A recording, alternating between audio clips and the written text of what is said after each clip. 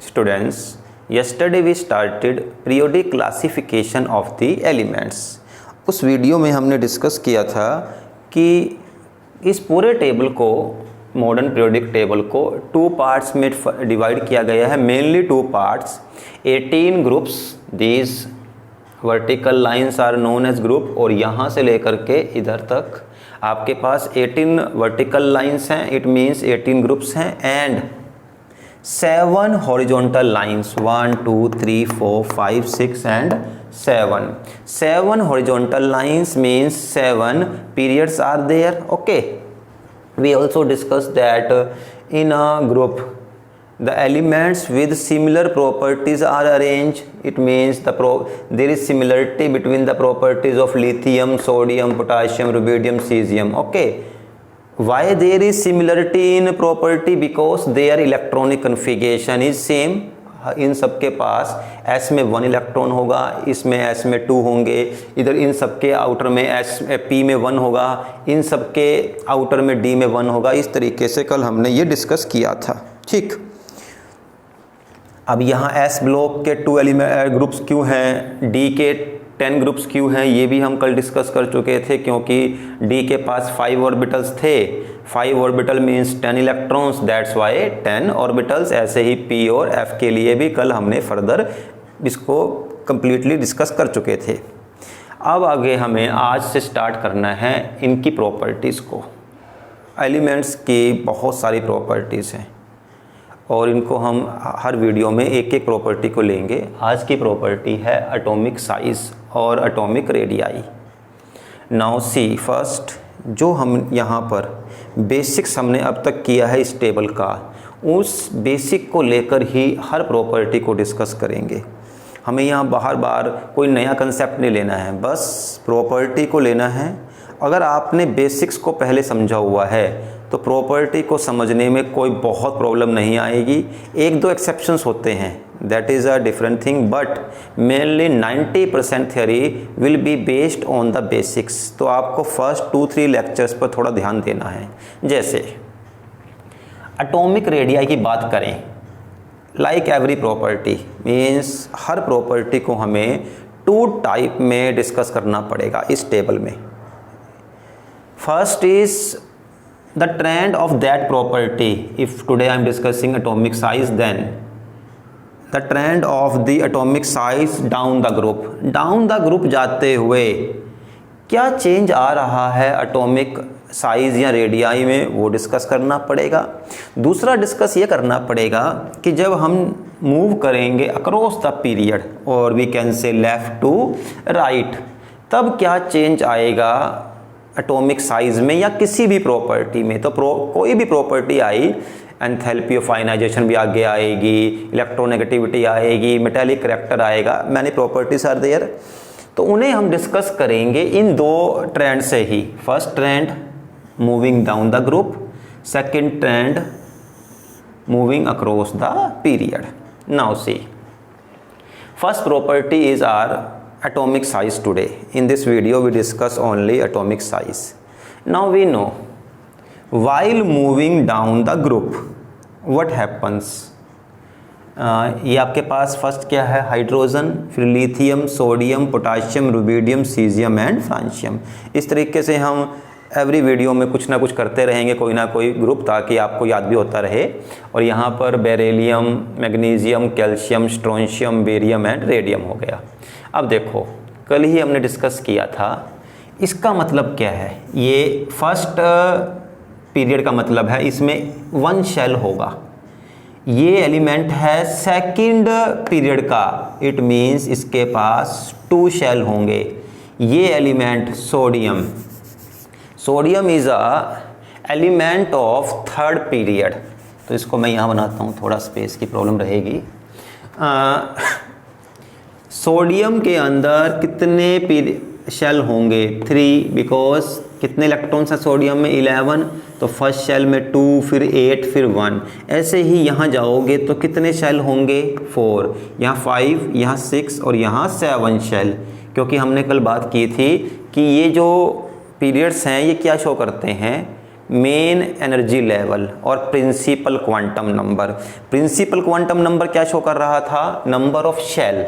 और हमने जब एटम को एक स्कूल से रिप्रेजेंट किया था या किसी बिल्डिंग से रिप्रेजेंट किया था, तब हमने क्या कहा था?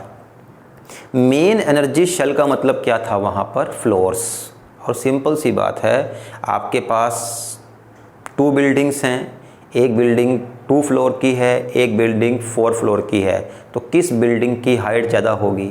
जिस बिल्डिंग में फ्लोर्स ज़्यादा होंगे। सिंपल सी बात यहाँ पर आती है, डाउन द ग्रुप जाते हुए क्या इंक्रीज़ हो रहा है? Number of shell. तो वेरी वेरी सिंपल फिनोमिना, जब आप डाउन द ग्रुप मूव करोगे तो साइज में इंक्रीज आएगा, and reason is due to the increase in the number of shell. देखो, केमिस्ट्री में समझना अलग चीज़ है, आंसर बहुत ही प्रिसाइज वर्ड्स में होना चाहिए। आपको पूरी कहानी के लिए कोई ज़रूरत नहीं पड़ने वाली। +2 में मुश्किल से आपके पास 1, मतलब कई बार तो क्वेश्चन हाफ मार्क के भी आते हैं, मैक्सिमम क्वेश्चन 1 मार्क के ही आने हैं। वहाँ पर 1 वर्ड से लेकर के मैक्सिमम 1 लाइन तक ही रिक्वायरमेंट है। आपको ऑल्दो रीजनिंग तभी कर पाओगे जब आपको बेसिक्स क्लियर होंगे, बट अपना टाइम सेव करने के लिए, एनर्जी सेव करने के लिए, ताकि आप क्वेश्चन को ध्यान से पढ़कर पूरा सोल्व करो। क्वेश्चन की जो एक लेंथ है वो लिमिटेड होनी चाहिए, आंसर देने की लेंथ।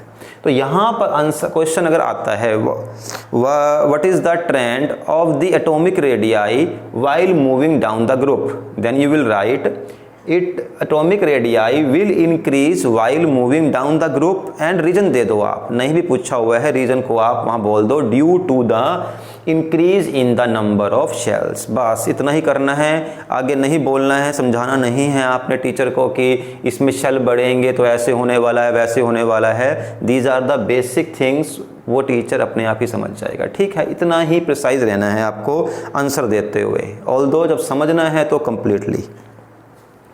अब उससे दूसरा ट्रेंड, ये तो सिंपल ट्रेंड हो गया। ठीक, अब क्वेश्चन इस फॉर्म में आ सकता है, अगर जर्नल ना पूछे, स्पेसिफिक हो जाए कि out of lithium and sodium, out of lithium and sodium किसका एटॉमिक रेडियाई ज़्यादा है? तो सिंपल सी बात, out of lithium and sodium किसका होगा? सोडियम का। और अगर नहीं भी पूछा है रीज़न, आप लिख दोगे due to the more number of the shells. इस तरीके से आपको ये क्वेश्चन सॉल्व करने होते हैं। हर एक क्वेश्चन की क्रैमिंग करने की ज़रूरत नहीं है कि रुबिडियम का साइज सीजियम से होगा, ऐसे ऐसे क्रैम करने बैठ जाओगे, कोई बेनिफिट नहीं है। आपको एक यही ट्रेंड लगाना है। ठीक, अब इसके बाद बारी आती है इस एटॉमिक रेडियाई की अक्रॉस द पीरियड, कि across the period atomic radii में क्या चेंज आएगा। थोड़ा सा मतलब यहाँ रीज़न भी ज़्यादा कॉम्प्लिकेटेड है, इतना इजी नहीं है, तो इसको ज़रा ध्यान से समझना। देखो, मैं अगर केस लेता हूँ ये वाला, सबसे मेन अगर एटॉमिक रेडियाई क्वेश्चन आता है कंपटीशन में भी, तो इसी पीरियड से आता है, सेकंड पीरियड से, क्योंकि थोड़े से यहाँ पे 1-2 एक्सेप्शन भी हैं। देखो, इसको पूरा कर लेते हैं। ये आपके पास first period, it is your second period, और ये आपको आता भी होगा, 9th क्लास तक किया होगा। हाइड्रोजन के बाद क्या आया यहाँ पर? हीलियम। ये फर्स्ट पीरियड हो गया। अब सेकंड पीरियड में क्या है? Lithium, beryllium. इसका नंबर कितना होगा? 3। इसका नंबर कितना होगा? 4।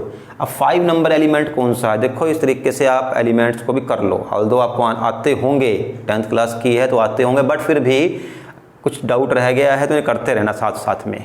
5th number boron, 6 number carbon, 7 number nitrogen, 8 number oxygen, 9 number fluorine and 10 number neon. ठीक है, अब ये जो एलिमेंट हो गए लिथियम से लेकर के नियोन तक, ये आपके सेकंड पीरियड के मेंबर्स हो गए। अब इन सब में एक सिमिलरिटी है। In all these elements there is one similarity. What is that similarity? जैसे यहाँ पर एक सिमिलरिटी थी, वो क्या सिमिलरिटी थी? इन सब के आउटर मोस्ट शेल में सेम नंबर ऑफ इलेक्ट्रॉन्स थे, मीन्स जो ऑर्बिटल था S, उसमें सबके पास 1 इलेक्ट्रॉन थे। यहाँ 1s1, 2s1, 3s1, 4s1, 5, 6 and 7s1। सबके आउटर में s में 1 इलेक्ट्रॉन था। बट इधर जा रहे हो तो क्या सिमिलरिटी है, यहाँ पर देखो s में 1 होगा, इधर s में 2 हो जाएंगे। अब s पूरा भर गया, यहाँ p है तो p1, p2, p3, p4, p5 और p6 पूरा हो गया। इस तरीके से हो गया। बट सिमिलरिटी क्या है? सिमिलरिटी है number of shells. What is similarity? Number of shells is the similarity here and how many shells are present in each of these elements, it is 2 because ये सेकंड पीरियड है। इन सब element के पास maximum 2 ही shell हैं। ये जितने भी elements होंगे इनके पास कितने शेल होंगे? 3। ठीक है, ऐसे चलते रहेगा। बट हमें इसी पर ही फोकस करना है। सबसे मेन जो पार्ट है यही है, जो क्वेश्चन बनने भी हैं, एक्सेप्शन भी इसी पार्ट से ही आने हैं। अब देखो सबके पास 2 शेल है। मैं फर्स्ट ले लेता हूँ लिथियम को। ये लिथियम का फर्स्ट शेल मान लो आप, और ये लिथियम का सेकेंड शेल। ठीक, अब नंबर क्या है लिथियम का? 3। देखो 1 हाइड्रोजन, 2 हीलियम, तो 3 क्या आ गया? लिथियम। और ये न्यूक्लियस। ठीक, फर्स्ट शेल में कितने इलेक्ट्रॉन आएंगे? 2। नंबर 3 है तो 3 इलेक्ट्रॉन्स होने चाहिए, 1 इलेक्ट्रॉन यहाँ पर आ गया। और हमने डिस्कस कर चुके हैं पहले भी कि किसी भी एटम में जितने इलेक्ट्रॉन होंगे उतने ही क्या होंगे? प्रोटॉन्स भी। न्यूट्रॉन को डिस्कस नहीं करना है क्योंकि न्यूट्रॉन का कोई बहुत बड़ा रोल नहीं है किसी भी प्रॉपर्टी में। तो हम न्यूट्रॉन्स को जब तक की बात ना आए आइसोटोप की, न्यूट्रॉन्स को डिस्कस नहीं करेंगे। तो न्यूट्रॉन का कोई रोल नहीं रहेगा यहाँ, because they have no charge. अब यहाँ पर 3 प्रोटॉन्स आ गए। कितने प्रोटॉन आ गए? 3, क्योंकि 3 क्या है यहाँ पर? इलेक्ट्रॉन। फिर अब आप आए बेरिलियम की तरफ, लिथियम से बेरिलियम की तरफ, तो क्या होगा?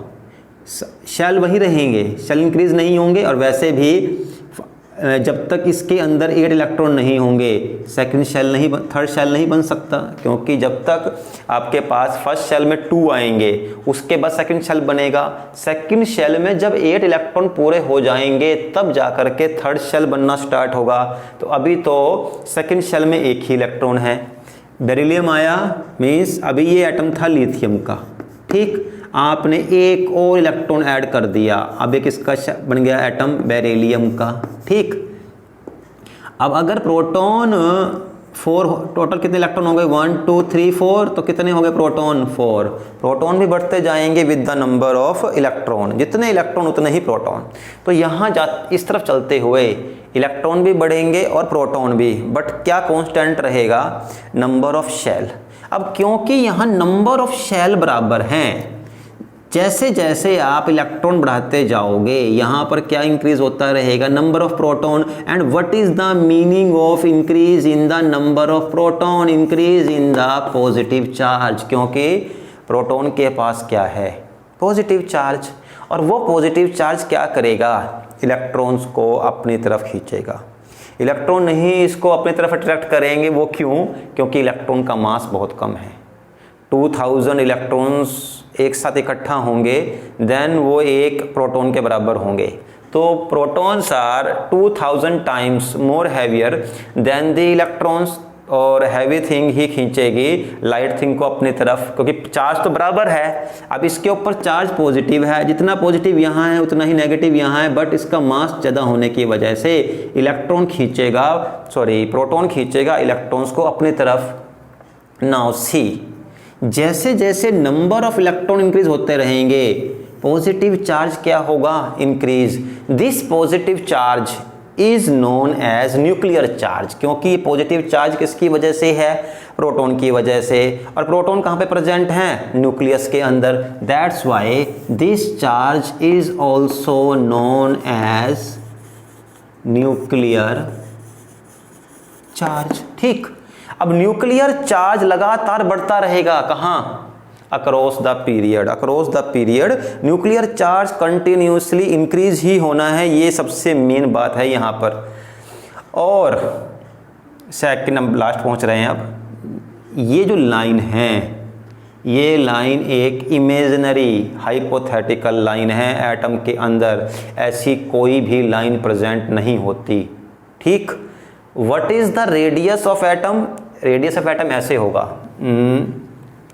अगर ये न्यूक्लियस है और यहाँ पर इलेक्ट्रॉन प्रेजेंट है, लास्ट इलेक्ट्रॉन, ये न्यूक्लियस और यहाँ पर प्रेजेंट है लास्ट इलेक्ट्रॉन, तो साइज ये हो गया, मीन्स साइज ये हो गया इतना। मीन्स ऐसी कोई लाइन नहीं है, ये जस्ट इलेक्ट्रॉन्स को अपनी तरफ खींचेगा। अब जहाँ तक लास्ट इलेक्ट्रॉन प्रेजेंट है, मान लीजिए ये और ये न्यूक्लियस है और ये इलेक्ट्रॉन है, इनके बीच में जो डिस्टेंस है यही एटॉमिक रेडियाई है। अब ये जो न्यूक्लियस है ये क्या करेगा, इसको खींचेगा अपनी तरफ, ये नज़दीक आ गया, अब साइज इतना हो गया। अगर और नज़दीक खींचा साइज ये हो गया, और खींचा साइज ये हो गया। मीन्स जैसे जैसे न्यूक्लियस इलेक्ट्रॉन को अपनी तरफ खींचता रहेगा तो जहाँ पर इलेक्ट्रॉन की बाउंड्री है वहीं तक ही साइज है। तो जैसे जैसे न्यूक्लियर चार्ज इंक्रीज हुआ वो इलेक्ट्रॉन्स को अपनी तरफ खींचना स्टार्ट करेगा। खींचने से क्या है, इलेक्ट्रॉन नज़दीक आएंगे तो साइज क्या है वो डिक्रीज होता रहेगा। So while moving across the period the size usually, except 1 और 2 एक्सेप्शन, वो डिस्कस करते हैं और वो एक्सेप्शन भी यहीं पर ही होने हैं बस। The size of the elements decrease while moving across the period due to the increase in nuclear charge। ये इसका आंसर है, due to the increase in the nuclear charge the size will reduce when we move across the period। ठीक, तो यहाँ पर ये दो trend थे और इन दोनों ट्रेंड का ये रीजन था। तो मेनली रीजन क्या आया, जो बिल्कुल लास्ट की बात समझने वाली आती है, size will increase while moving down the group due to the increase in number of shell, and size will decrease across the period due to the increase in the nuclear charge। but छोटी सी बात जो अभी रहने वाली है वो ये कि ये जो डिक्रीज इन साइज है ना, जैसे मैंने आपको एक थोड़ा सा बताया इस तरीके से, इतना बहुत मेजर नहीं होता, साइज में डिक्रीज बहुत कम होता है, बहुत कम, very little.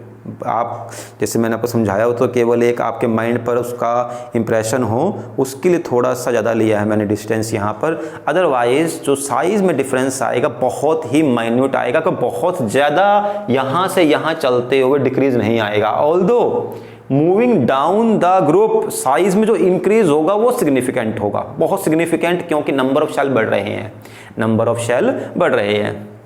So in this lecture it's over.